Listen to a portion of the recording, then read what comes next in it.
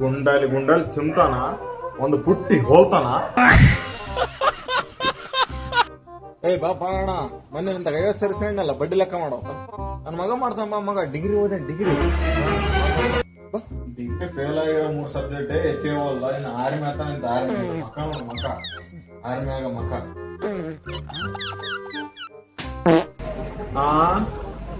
ಮಗ ಇವಾಗ degree ಮುಗ್ದಾತ, degree ಕೆಲಸ ಮಾಡ್ತಾನ.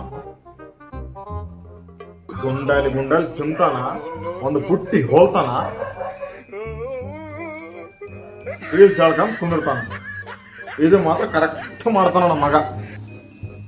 ಅಂತ 4 ಸುಳ ಮಕ್ಕಳ ತಗೊಂಡು ಏನ್ ಮಾಡ್ತಿ?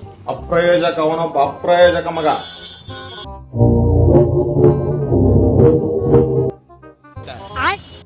ಮದುವೆ ಮಗ್ಗ ಅವನಿಗೆ ಯಾರು ಹೆಣ್ಣು ಕೊಡ್ತಾರ ಅಂತ? ಅವನಿಗೆ ಡಿಗ್ರಿ ಮುಗಿಸ ಕೆಲಸ ಇಲ್ಲ, ತಲೆ ಕೂದ್ಲಿಲ್ಲ, ಸುಮ್ಮನೆ ಉಂಡು ಕುಂದಿರ್ತಾನ. ಯಾರ ಹೆಣ್ಣು ಕೊಡ್ತಾರ? ಯಾರನ್ನು ಕೊಡ್ತಾರ? ನಿನ್ನ ಮಗಳ ನೀನ್ ಹಂಗೆ ಕೊಟ್ಟಿ, ಯಾರು ಕೊಡಕಲ್ಲ. ಆ ಸ್ವ ಮಕ್ಕಳ ಜೀವನದಾಗ ಮದುವೆನೇ ಆಗದ ಅಷ್ಟೇ. ಅವ್ರ ಲೈಫೇ ಅಷ್ಟೇ. ಇದ್ದು ವೇಸ್ಟ್, ಅವರು ವೇಸ್ಟ್ ಫೆಲೋ.